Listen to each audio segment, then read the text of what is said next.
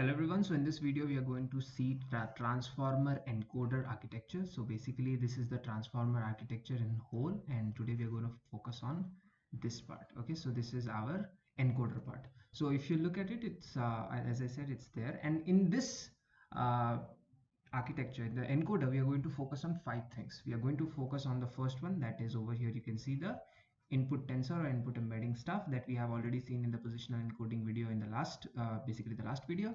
Second, we are going to deal with the multi-head attention. This is very important, and we have already covered the attention series on our channel. Okay, so you can go and see. Third, we will be looking at add and norm. What is this? So we'll add and then do a layer normalization.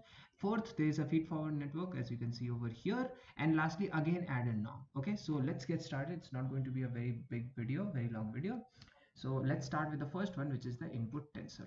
Now, so the input tensor, as you can see over here, there are two things. Here is the input, which is basically the input embedding that is written over here. Okay, it's embedding, right? After that, if you remember from the last video, we have already seen positional encoding. Okay, so all those sine and cosine functions. So that is something that was added. Remember, this was added, so you can see the addition sign. So that is given as the input to the encoder architecture. Okay, so let's go to the okay, if this is a diagram that explains. So let's say you had a sentence of w1 to wn, these many words were there. So this is the embedding, if you remember, embedding. Okay, and it was added to the positional encoding. So this one is the positional encoding that we have already seen. This is a element wise addition, and finally you get the input tensor, which is x. Okay, so this was the input, so I stands for input. Okay, here we had n words, so you can see from, you know, here is 1, here is 2, here is 3, up to n. Okay, n words, and each word is having embed dimension, which is m. Embed dimension, here it is m. Okay, so this is n cross m. Okay, now we'll start with the second part, which is the multi-head attention. This is something that we have already covered in our previous series, the attention series. Both theory and coding videos are uploaded. So what we do over here is basically we do a couple of things. Number one, we find all the, so you see this is a multi-head attention, and you have the q, you have the k, and you have the v. Q is query, k is key, and v is value. Okay, how do you get this? So you initialize something called as in to say your query matrix, and this is your input tensor. X is your input tensor. You multiply that, you get q. Same thing for k. You have a key matrix. You multiply it with the input tensor, which is x over here, and then you get capital K. And same for the v. There is a value matrix. So these are matrix. Okay, linear layers that have been initialized, okay, randomly. And then x is your input tensor, and you get multiply that and you get v. After that, in order to find the score, so you have the k, you have the q over here, you have the k over here. So you do q into k transpose and divided by the embedding dimension. If it is multi-head, then the k dim will be so yeah, embedding dim will be basically the embedding dimension divided by the number of heads. Okay, number of heads. I have just written embedding dimension, but this is per head. Okay, after that, what you do, you take the weights. Weights is basically the softmax of the scores is calculated over here. You take the softmax of that, and finally fv, that is a final weight, is weights into v. So you can see here x was there. If you remember, here we had given x, it was multiplied by query matrix to give you q, it was multiplied by key matrix to give you k, and it was multiplied by value matrix to give you v. And then multi-head attention was basically, I have explained the steps over here, and finally you get the final value. This is fb. Now we'll move to the third part, which is this one, this add and norm part. Okay, so in here, if you remember, we had given x. So this is something called as a residual connection. Okay, a residual connection. This is from the ResNet paper, very important. It's from the ResNet paper. Okay, basically what you do some calculations here, but you also send the input directly. Okay, so this helps to skip connection basically.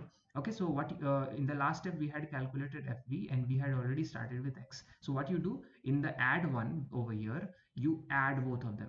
So this was the output fv, you can see over here, this was the output, and x was the input. So you add that, and you give our variable name add1, and then you do a layer norm. So in PyTorch you can say nn dot layer norm. Okay, I'll make another video explaining what this is, but basically this is what you do. And then you finally have o1 over here, it comes as an output over here. Let's go to the fourth part. You see, this is a feed forward neural network. Very simple, it's a linear layer. Okay, we do a feed forward neural network, it's just an n dot linear layer. Okay, linear layer. Okay, and then you multiply it with some x over here, which is that x over here is the O1 that has come output from the last step. Okay, so you can see over here O1 is the input to that. There is some feed forward neural network over here. So this is, as I said, it's a linear layer. Okay, it's an embedding dimension comma full feed forward hidden dimension. These things we will be seeing in the coding series that will be coming next. Okay, so this is FC, so you take FC and give the input as O1. O1 was the input, and finally you get FFO, which is the feed forward output over here. Okay, let's move to the last step. Again, same as step 3, we will have step 5, which is add and norm. Okay, so what you do, easy. So you take the for the input over here, if you remember, there was some multi-head attention over here, right? Multi-head attention, and that finally gave us O1. So O1 is over here again, a residual connection is there, so it goes to there directly, O1. And FFO was over here, it was predicted in the last step. So what you do, you add FFO plus O1, and then you give an intermediate variable as add2, and then you do a layer norm of that, and the final output is O2. This is going to be our final output that will be given.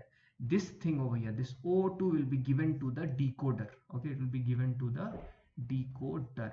Okay, so yeah, so this is the entire thing. Let's finally revisit. So there were 5 steps. Remember, 1 2 3 4 5. These were the 5 steps, and this is the entire algorithm. Okay, let's go one by one very fast.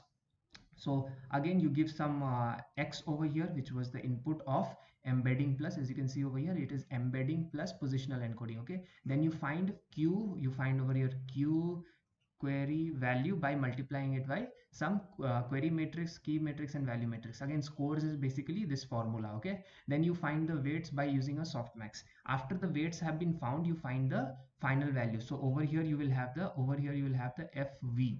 Okay, after that you add fv plus x. So here is fv, here is x. You do a layer add over here and do a normalization. Okay, so you add over here and do a O1 normalization. So this one is O1.